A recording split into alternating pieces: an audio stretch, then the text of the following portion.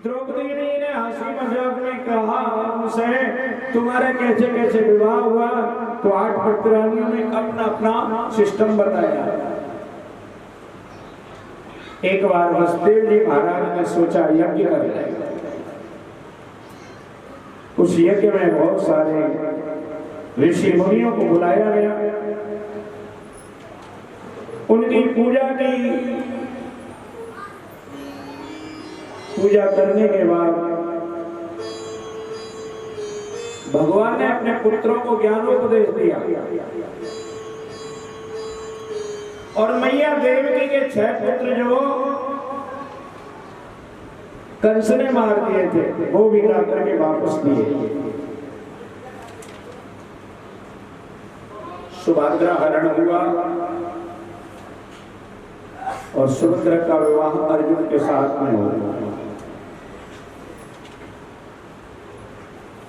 यहाँ पर वेद स्थिति की बड़ी सुंदर कथा था। वेदों ने भगवान की स्तुति की। जय जय जय जित दोष गुण रहित गुणा त्वमसि जगात्मना समवरोध समस्त भग अगज गदोख सामखिल सत्य प्रबोधते कुजिदयतात्मना चतरतो वनचरे निगमः। वेदों ने भगवान को आकर की स्तुति की, प्रभु आपकी जय हो जय हो जय हो। जैसे पंक्ति ने जन प्रातः काल राजा का गुणानुगान गाते हैं कि हे महाराज आपकी जय हो, महाराज आपकी जय हो, महाराज आपकी जय हो, ऐसे ही वेदों ने भगवान का गुणानुवाद गाया और जय जयकार किया और कहा आप अजित हैं। भगवान कहने लगी जब हम अजित हैं तो फिर जय जयकार क्यों कर रहे हो? जब हम अजित ही हैं, किसी के द्वारा जीते नहीं जा सकते, तो फिर जय जयकार क्यों कर रहे हो? अजित है तो फिर अजित ही है। तो वेद कहते हैं भगवान आप अजित तो हैं, लेकिन आप हर जगह अजित नहीं है। इन इंसानों के हृदय में आप विराजमान हैं, उन्हीं हृदय में काम क्रोध लोभ मोह अहंकार आदि विराजमान है। तो प्रभु आप इनको जीतिए ना।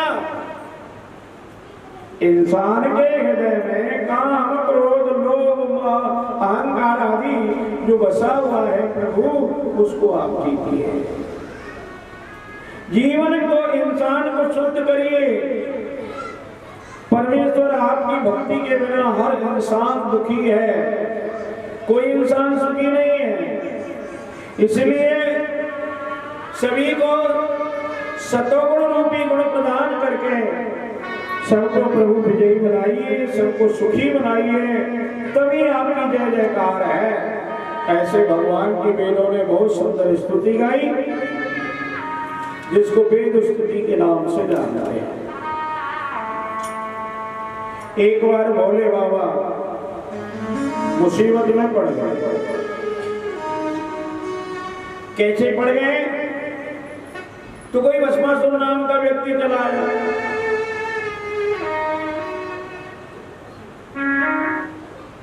वो व्यक्ति भगवान शंकर की स्तुति करने लगा। भगवान खुश हो। भगवान ने कहा मांग ले, क्या मांगता है?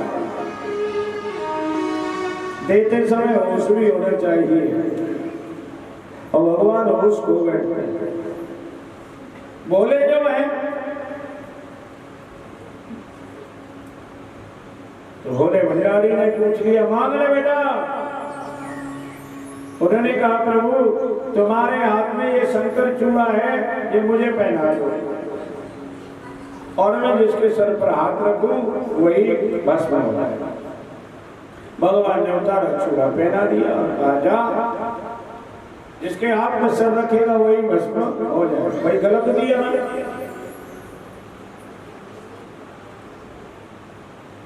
लेकिन उसने सोचा कि इसके बगल में बड़ी सुंदरी पार्वती बैठी है, क्यों ना यहीं पर जो है प्रयोग कर लिया जाए पहली बार। इसलिए बैठ के वो चूड़ा हाथ में और उसी भोले बाबा की खोपड़ी पे हाथ रखने के लिए दौड़ पड़ा। अब भगवान आगे और पीछे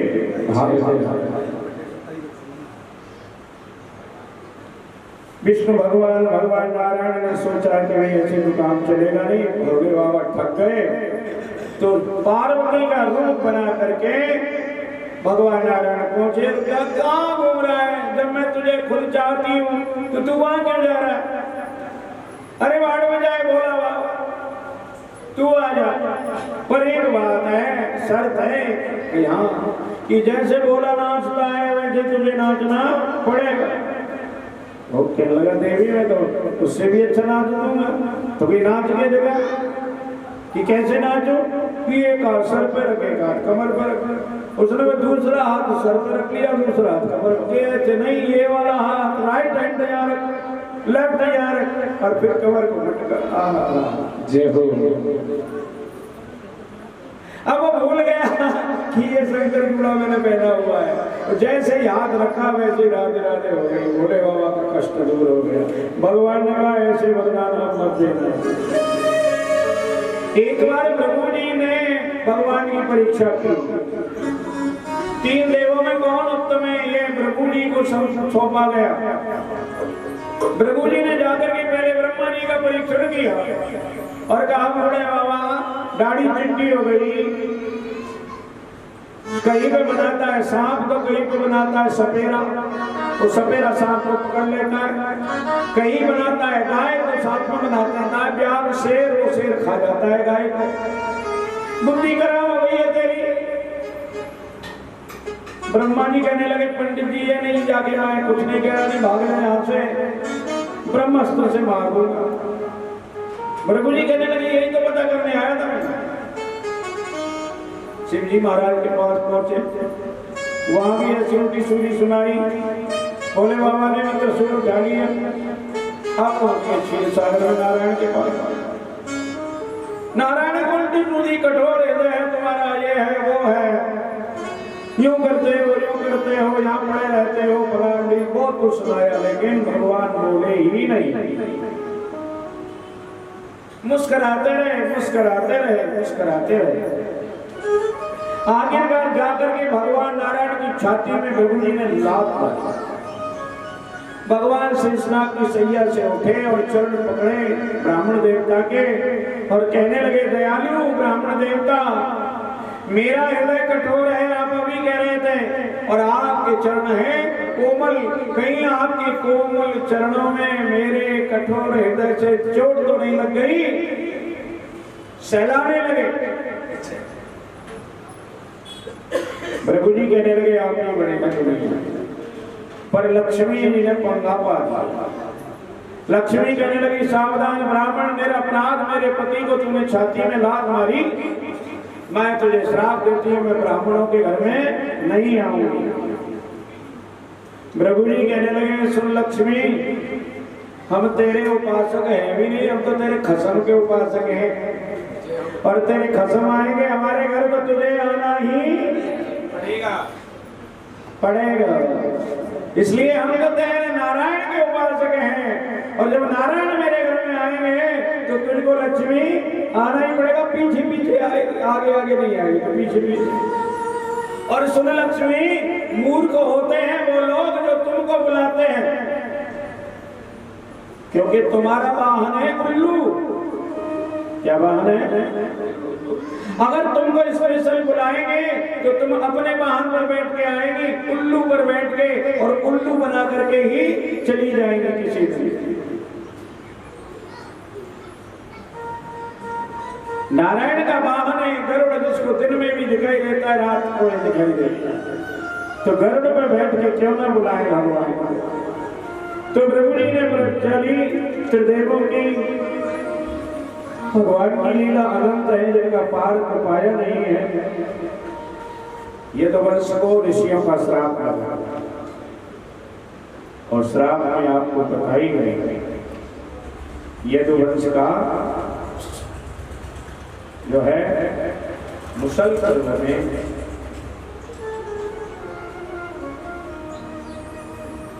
कैसे श्राप होगा, तो आइए थोड़ा सा सुनाते हैं। एक बार बोलो वाक्य वेदराज की।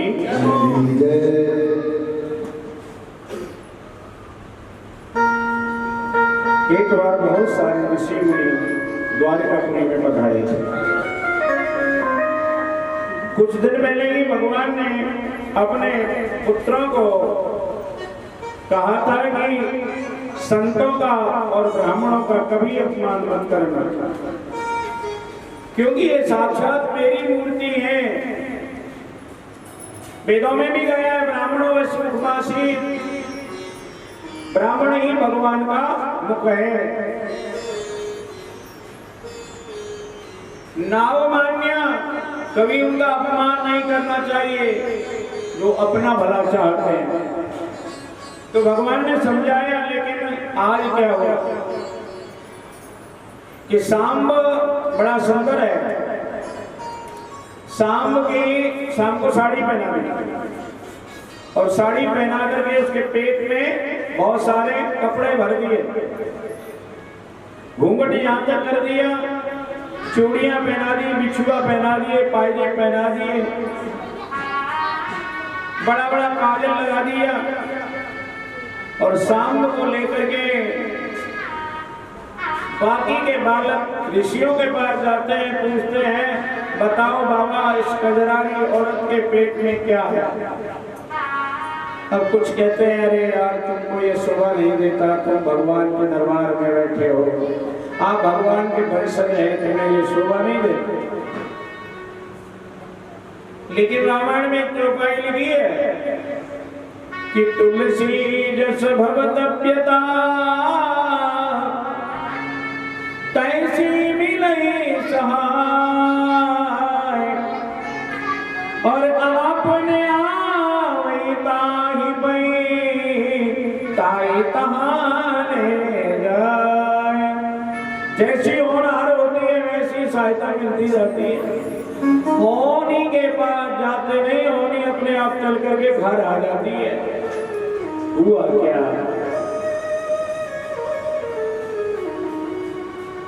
दुर्वासा ऋषि के पास पहुंच गए। दुर्वासा ने कहा इधर आओ, कहां पूछते फिर रहे हो, मैं बताऊंगा कजरारी औरत के पेट में क्या है। आके बाबा तू बता कि इसके पेट में मूसल, और सुनो ये मूसल तुम्हारे यदुवंश का नाश करेगा। हसेउ हमें सो लेओ फल बहुरे हसेउ, मुनि को हमारी मजाक की उसका फल ले लो, फिर तुम और किसी मुनि के आगे हंसने के लायक नहीं रहोगे, जाओ। उन्होंने जाके खोला तो पेट में से कपड़े गायब, निकला मुसल। अब न तो लोहे का था, न सोने का था, न चांदी का था, न पीतल का था, न तांबे का था, पता नहीं किस धातु का बना। चकित रह गए, कोई नहीं बता पाया किस धातु का बना। निर्णय लिया गया इसको ले जाकर के समुद्र के किनारे रेती से रेत के चूरा बना के पटक दो। वैसा ही कुछ दिन बाद वारुणी पर्व आया और वारुणी पर्व में सारा यदुवंश आपस में ही उलझ के राधे कृष्ण। भगवान श्री कृष्ण ने अपने पिता को समझाने के लिए नारद जी को बुलाया। नारद जी ने घुमा फिरा करके उनके पिता को बहुत सारा ज्ञान दिया, जिसको नव योगेश्वर संवाद कहते हैं। तो ये भक्ति की कथा, ज्ञान की कथा, वैराग्य की कथा, जिसमें नित्य प्रति डुबकियां हम आप सभी लगा रहे हैं। उद्धव जी महाराज को भगवान ने उनके उपदेश दिया। उद्धव जी भगवान से ज्ञान प्राप्त करके और विदुर जी के पास चले गए, जो कथा जहां हमने पहले तृतीय स्कंद में आपको श्रवण कराई थी। इस तरह ये विचित्र कथा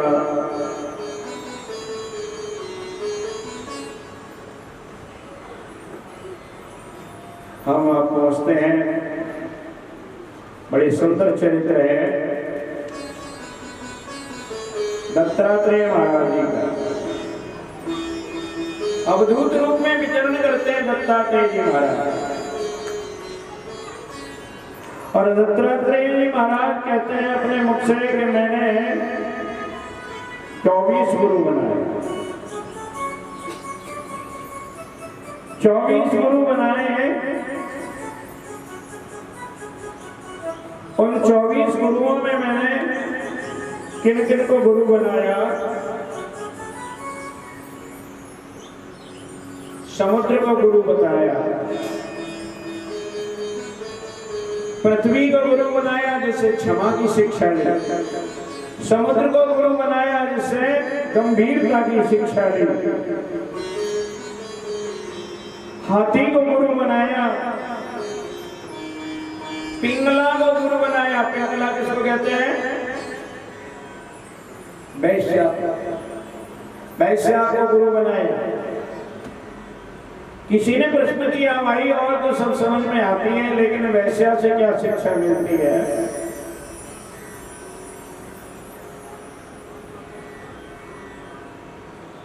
तो वैश्या सारी रात इंतजार करती है, बाहर रहती है, अंदर बाहर।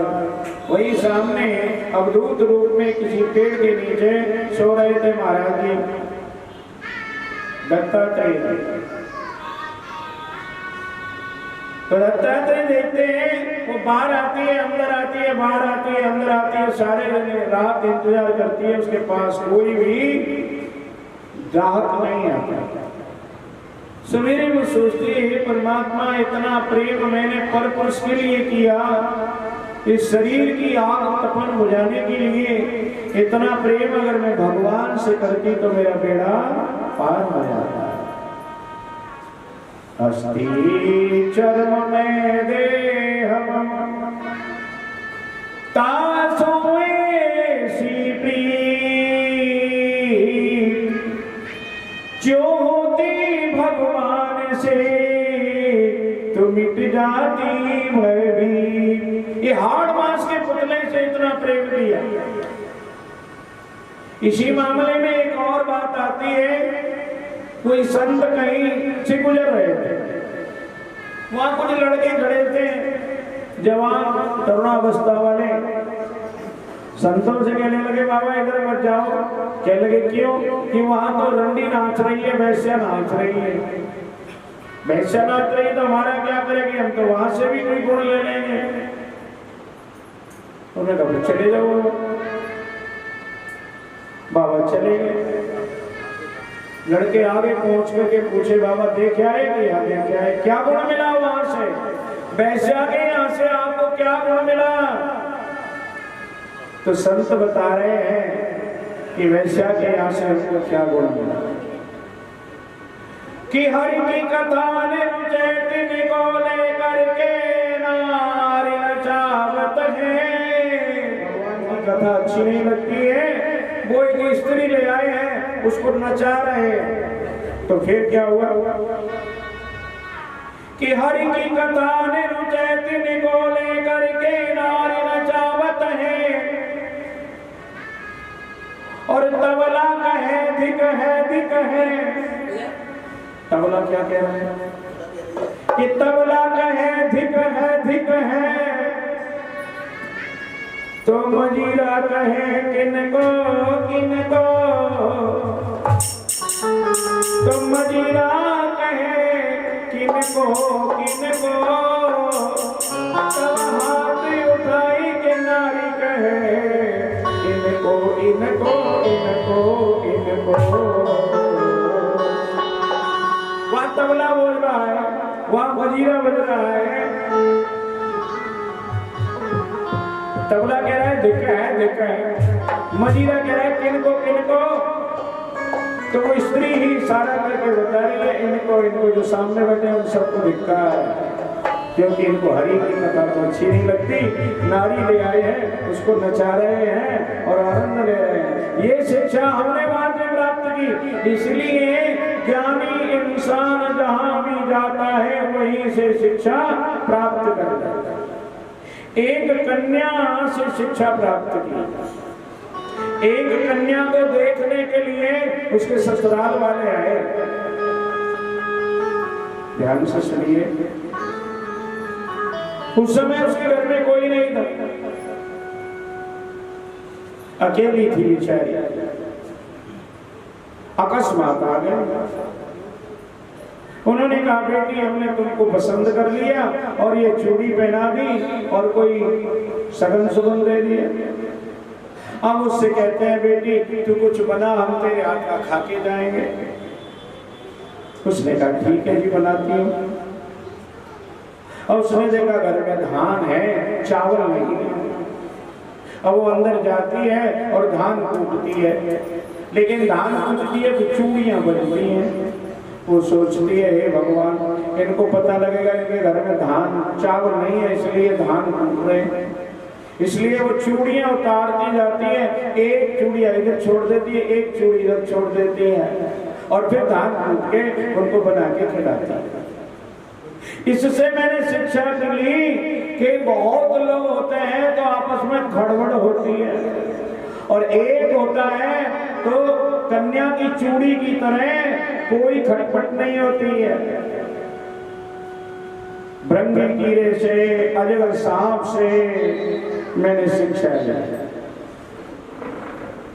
कुरंग मातंग पतंग मीना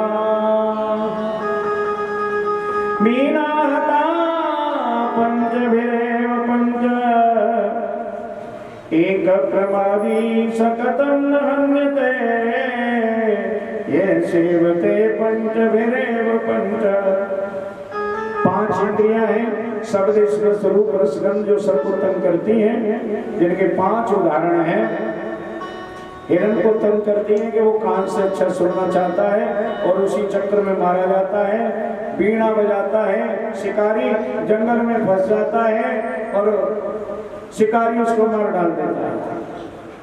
हाथी फंस जाता है, हथनी को स्पर्श करने जाता है, कागज की हथनी लगाते हैं, गड्ढे में फंस जाता है, उसको पकड़ लेते हैं। भौरा कमल में जाके बैठ जाता है, धीमी धीमी पराग लेता है, शाम को कमल बंद हो जाता है लेकिन भागता नहीं है, वहीं बैठा रह जाता है। सोचता है रात्रि गमिष्यति भविष्यति सुप्रभात तो हसस्यसि पंकजाल। रात्रि खत्म होगी, सवेरा होगा, कमल खिलेगा, उड़ जाऊंगा, लेकिन हा हंत नंदनी गजम उजहार। किसी मत वाले हाथी ने उस अधकला तोड़ लिया। बोरा मारा जाता है, पतंगा रूप के ऊपर मारा जाता है, दीवे की लोकर टोक के गिरता है, अपने सारे अंग जला देता है, खत्म हो जाता है मामला सब। मीन मछली पकड़ी जाती है, खाने के चक्कर में वो मांस का टुकड़ा समझती है कि ये मेरे लिए है, उसके चक्कर में मारी जाती है।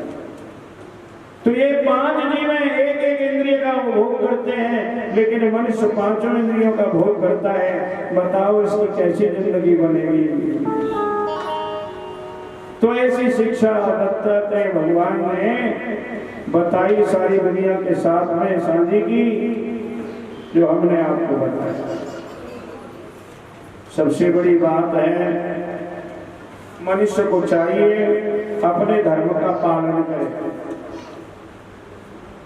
परमात्मा की संगता जैसे जैसे भी प्राप्त हो, वैसे ये न केन प्रकार मनम कृष्णम निवेशे, जिस भी तरीका से हो, भक्ति से, ज्ञान से, वैराग्य से परमात्मा में अपना मन लगाए। ढकोसले से दूर रहे, ढोंग से दूर रहे। शास्त्र अनंत है, अपनी गुरु की वाणी पर विश्वास रखे और गुरु की वाणी से कल्याण करके अपना कल्याण करें। इस तरह से भगवान की देखो, धन मिलना परमात्मा की कृपा नहीं है। धन को धर्म के रास्ते व्यय करना परमात्मा की कृपा है। इसलिए धन मिले तो सन्मार्ग पर व्यय करो ताकि लक्ष्मी खुश हो कि हमारे लिए हमारे घर आए। ये तो इंसान हमें नारायण के चरणों से मिलाता है तो लक्ष्मी खुश होकर के आए। तो बड़ा सुंदर विवेचन है। मैं कहाँ तक वर्णन करूं, अथाह समुद्र है ये। इस समुद्र में से जिसको जो कितना मिल गया वो बहुत कुछ समझे। तो भद्राशिक आश्रम में उद्धव जी चले गए। वहां पर उद्धव जी की भेंट हुई, यदुकुल का श्रृंगार हुआ। भगवान स्वधाम विमान पर बैठ के अपने लोक के लिए चले गए। और यहाँ पर जो है ये कथा संपन्न होती है। अंतिम श्लोक पढ़ते हैं। बड़े ध्यान से मेरे साथ में सभी बोलेंगे। कल अनुक्रमिका सुनाएंगे। अनुक्रमिका, अनुक्रमिका का मतलब है पूरा भागवत जो है शॉर्ट रूप में आप सभी को श्रवण कराएंगे। और आज मेरे साथ में अंतिम श्लोक पढ़ेंगे। एक बार बोलो बांके बिहारी लाल की। प्रातः काल 7 बजे पूजा, 9 बजे तक पूजा 2 घंटे में होती है। उसके बाद हवन, हवन के बाद गौदान, गौदान के बाद ब्रह्म भोज होगा और ब्रह्म भोज के बाद सह भोज होगा। जो यहाँ विराजमान है कथा में उन सभी को मैं श्यामला जी की तरफ से आमंत्रित करता हूँ कि कल प्रसाद में अवश्य ही सम्मिलित हो। मैं उनकी तरफ से हाथ जोड़कर सबसे प्रार्थना करता हूँ। जो भी कथा में उपस्थित है वो सभी प्रसाद के लिए आमंत्रित हैं। आइए अंतिम श्लोक पढ़ते हैं, मेरे साथ सब बोलेंगे। संकीर्तन यस्य सर्वपाप प्रणाशनम, सर्वपाप प्रणाशनम, प्रणामो दुःख शमनः, प्रणामो दुःख शमनः, तम नमामि हरिं परं, तम नमामि हरिं परं, नाम संकीर्तनं यस्य, नाम संकीर्तनं यस्य, सर्वपाप दुःख शमनः, सर्वपाप प्रणाशनम्, प्रणामो दुःख शमनः, प्रणामो दुःख शमनः, तं नमामि हरिं परं, तं नमामि हरिं परं, नाम संकीर्तनं यस्य, नाम संकीर्तनं यस्य, सर्वपाप प्रणाशनम्, सर्वपाप प्रणाशनम्, प्रणामो दुःख शमनः, प्रणामो दुःख शमनः, तं नमामि हरिं परं, तं नमामि हरिं परं। तत्सत् श्री नारायण अर्पणमस्तु। तदीयमस्तु गोविंद तुभ्यमेव समर्पये। प्रसीद परमेश्वर। यदक्षरं पदं दृष्टं मात्रा हीनं च भवेत् तदेव क्षम्यतां देव। प्रसीद परमेश्वर। आप सभी से निवेदन करता हूँ कि इस 7 दिन के अंतराल में, वैसे तो भी कल का दिन बकाया है, आप किसी को कोई अच्छी बात कही हो वो बात अपने सदा सदा के लिए पॉकेट में डाल लीजिए।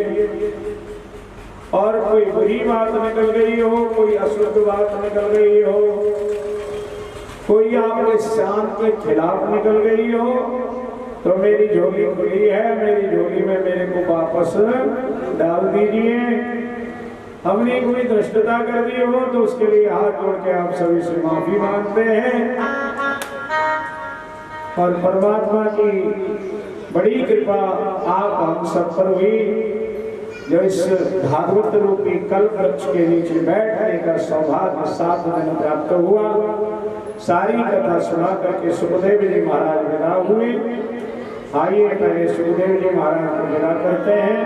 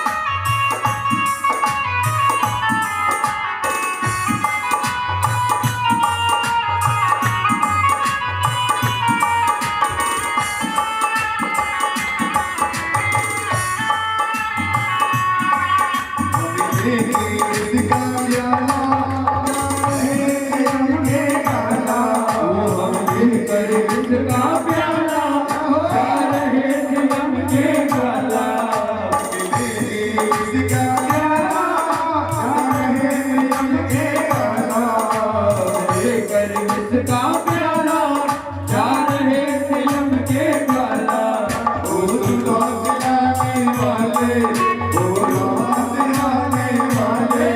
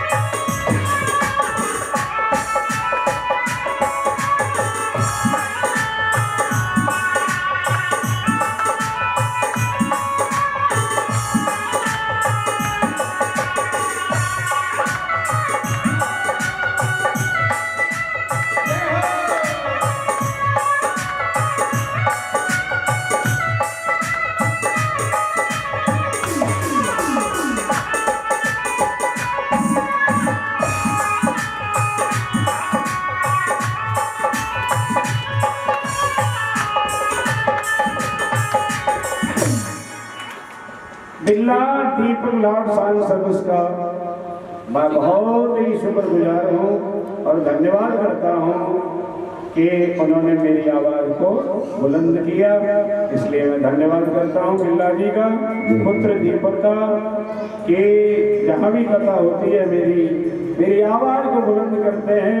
मैं तहे दिल से शुक्रिया अदा करता हूँ और धन्यवाद करता हूँ। बोली बाकी बिहारी लाल की जयकारा बोलो भैया। किसी ने मना किया क्या? एकादशी है, एकादशी है।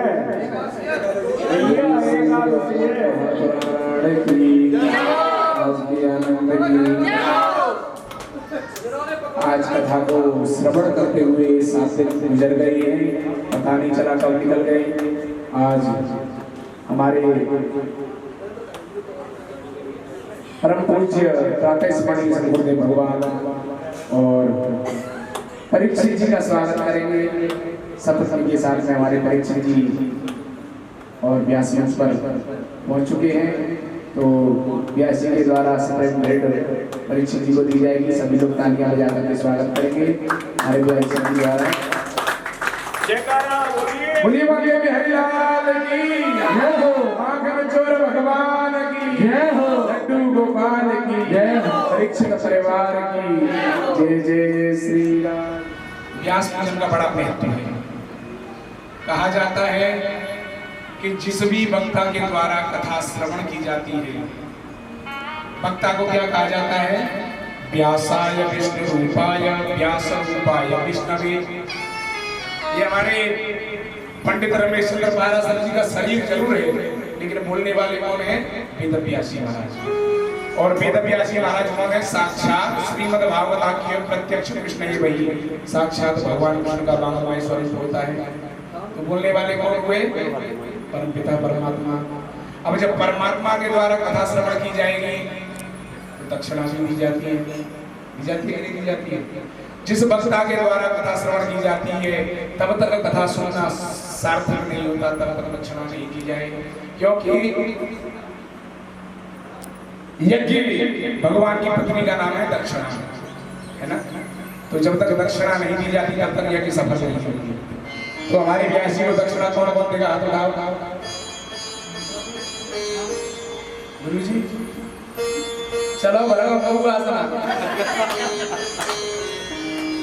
दक्षिणा कौन कौन देगा? है ना? तिलक करेंगे, दक्षिणा दी जाएगी। दक्षिणा में क्या देना है?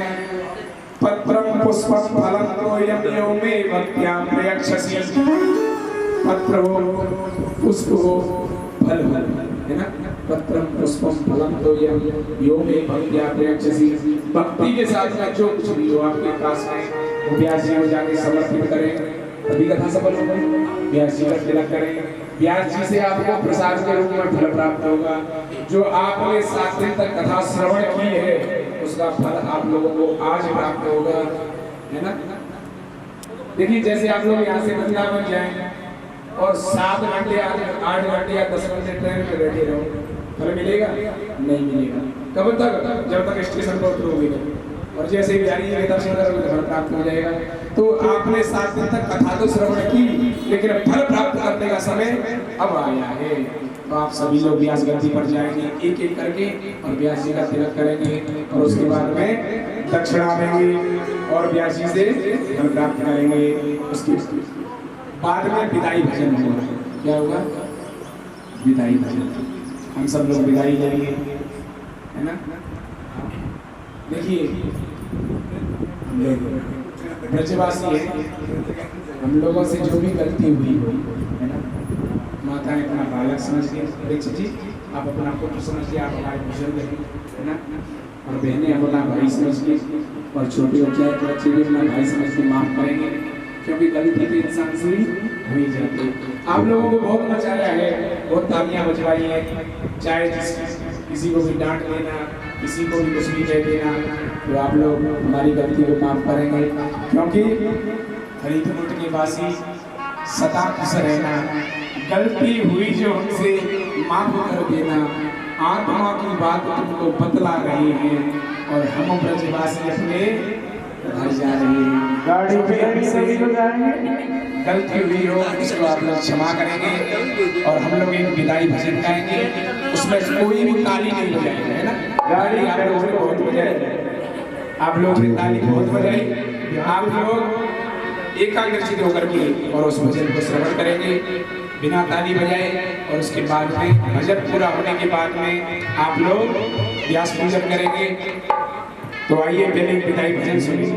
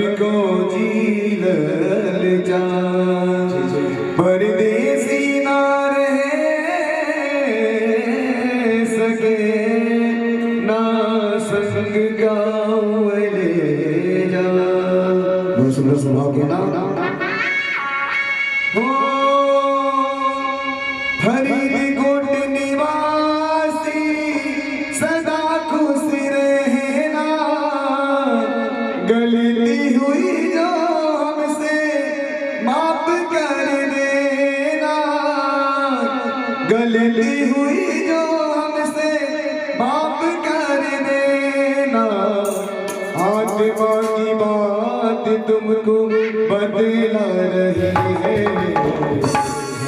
ब्रजवासी अपने घर जा रहे हैं। ब्रजवासी अपने घर जा रहे हैं। फरीदपुर निवासी सदा खुशी रहना। फरीदपुर निवासी सदा खुश रहना। गलती हुई जो हमसे माफ कर देना। गलती हुई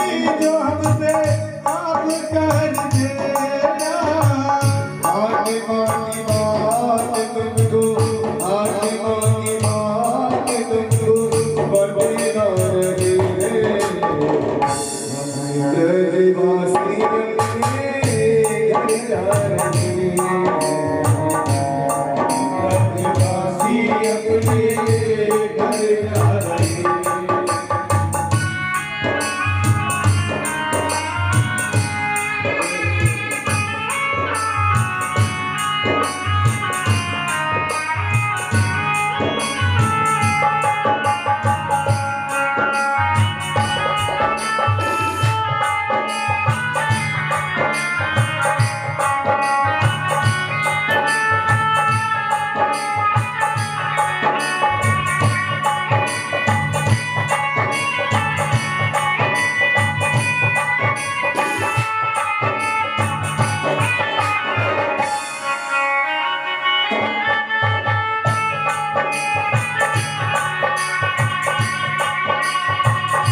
छूटे नहीं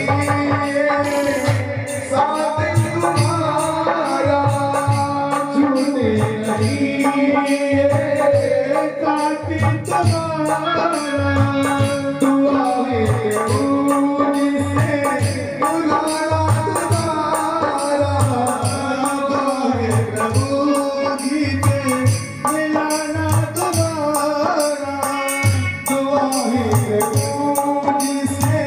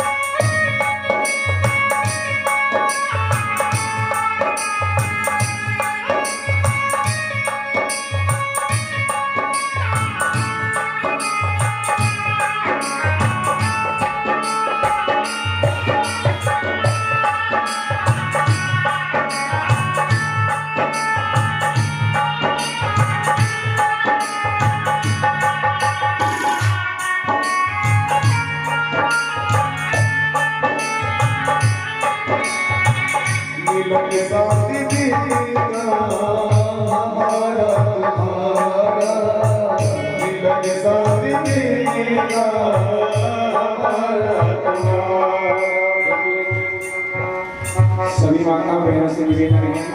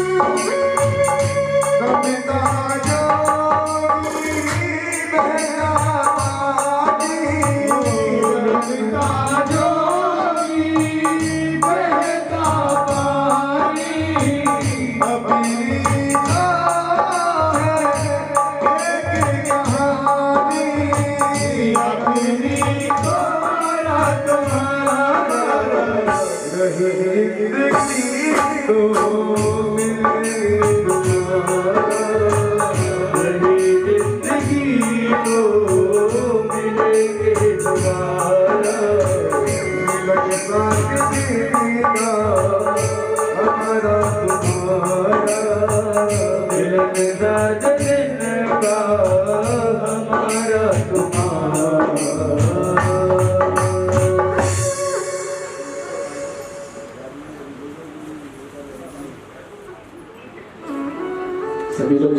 करेंगे, आज की जिंदगी को करना है।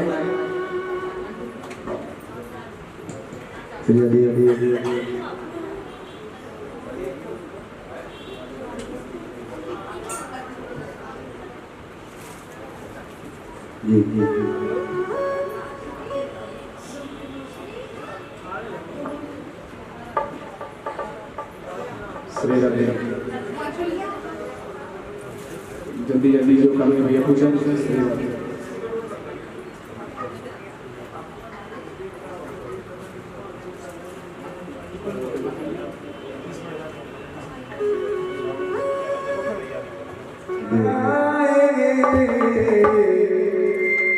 आज ही हमें तो विदा हो जाएंगे, आज ही हमें तो विदा हो जाएंगे। हो राधे राधे हम तुम्हें गाएंगे, राधे राधे हम तुम्हें कह जाएंगे, आज ही हमें तो विदा।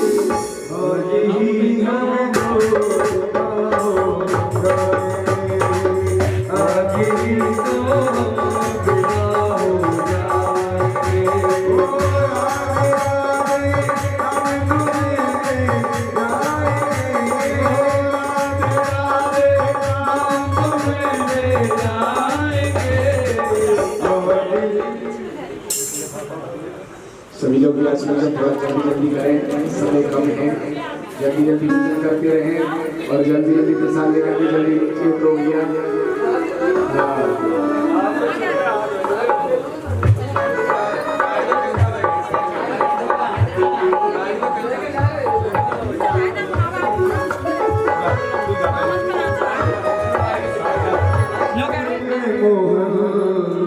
दिल दीवाना हो गया, सावली हो गया सावरी मूरत पे मोहन दिल दीवाना हो गया दिल दीवाना हो गया दिल दीवाना हो गया दिल दीवाना हो गया मेरा दिल दीवाना हो गया सावरी मूरत पे मोहन दिल दीवाना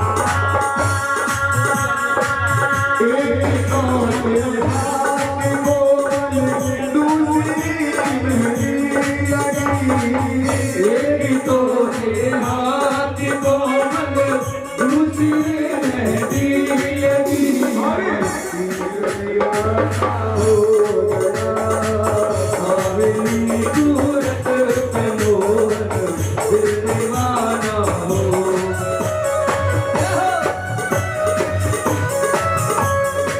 भैया आप भी बैठ जाओ सही बात है। विशाल श्रीमद् भागवत ज्ञान यज्ञ का आयोजन होने के लिए जा रहा है। सुसांस्कृतिक सुसज्जित द्रव्य पवित्र भूमि गांव गुसियारी डिस्ट्रिक्ट भरतपुर राजस्थान में, उसमें आप सभी भक्तगण सादर आमंत्रित हैं। आप सभी लोग सब परिवार पधारे। इस कथा के मुख्य परीक्षक स्वर्गीय श्री लालाराम दीक्षित जी के पुत्र वधू श्रीमती श्री पिंकी देवी जी व सुपुत्र श्रीमान राम मोहन जी अपने पिता की याद में और श्रीमद् भागवत कथा ज्ञान यज्ञ का आयोजन कराने के लिए जा रहे हैं। पहले एक बार उनके लिए जोरदार तालियां। और उस कथा के मुख्य यजमान कार्यकर्ता हमारे आचार्य गौरव शास्त्री जी, उनके यहाँ इस कथा का आयोजन होने के लिए जा रहा है। तो अभी हमारे मुख्य परीक्षक आकर के पहले तो नारियल देंगे व्यासी को, है ना? इनके पिताजी के बड़े भाई उनका भी नाम लिया।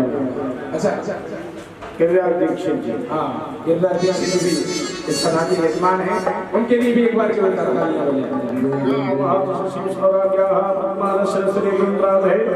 भागवतमंत्रे करिवे कल्पधम चढ़े जम्बूदीपे भरतखंडे भारत श्री आर्यवर्ते देशांतरते पुण्य पंजाब प्रांतंत्रते फरीदकोट जनपदंत्रते अमृतस्थाने पुत्र उत्पन्न हम दीक्षित पुत्र उत्पन्न हम शब्दांत जन्म राम गोविंद जी दीक्षित जी नाम में बावन संस्था धर्मपत्नी श्रीमती पिंकी देवी जी नाम में सपुत्र सहित गौरव दीक्षित सहित स्वपिता श्रीमान पंडित श्री लालाराम दीक्षित जी सभात्र का श्री पितृ सभात्र का श्रीमान पंडित श्री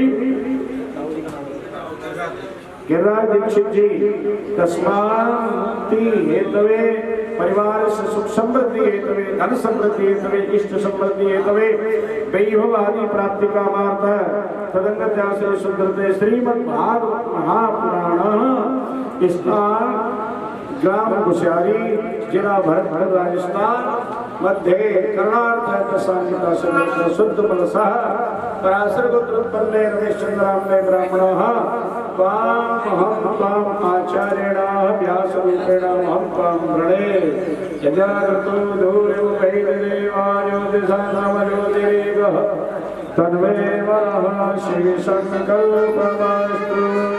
बोली श्रीमद् भागवत महापुराण की, परम पूज्य वेदव्यास महाराज की जय हो, आज के आनंद की जय हो। और परमात्मा से प्रार्थना है, तेरा बे बोल मेरा क्या लगेगा, बोल बोल राधे राधे राधे।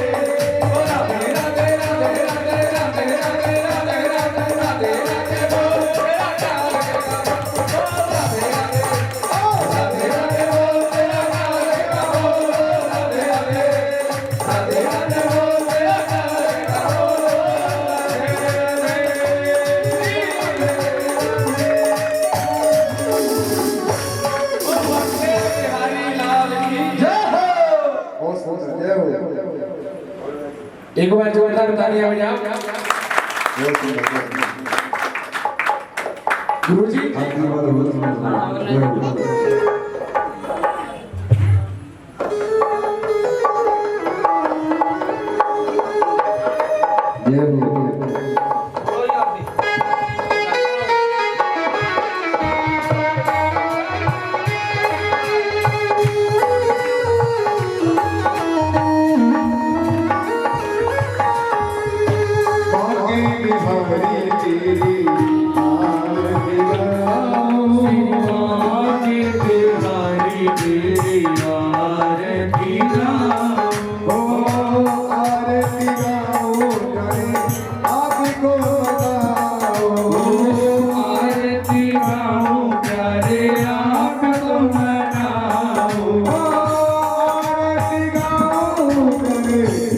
Govinda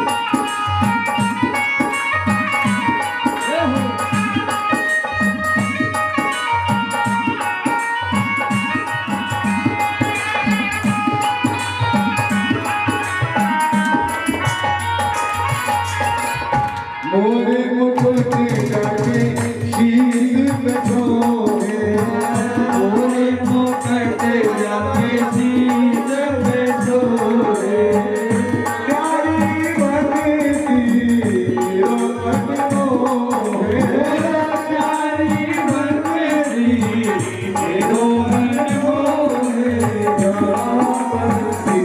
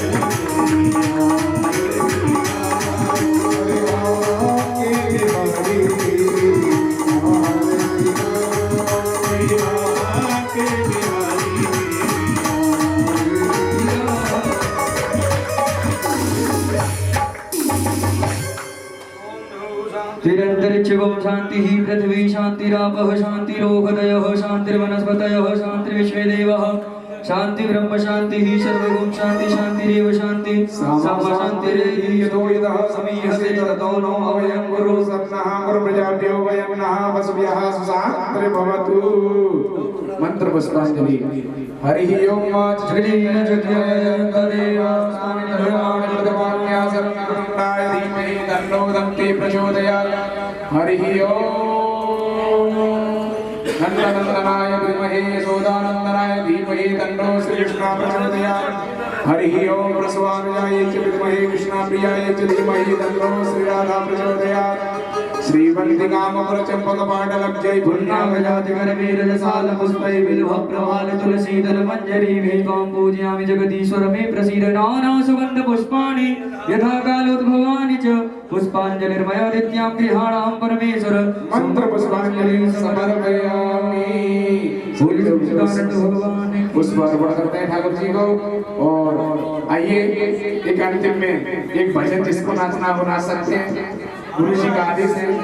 हाँ हाँ, एक दो भजन है जो लोग नाचना चाहते हैं वो नाच सकते हैं। और उसके बाद में सभी लोग प्रसाद करते हैं।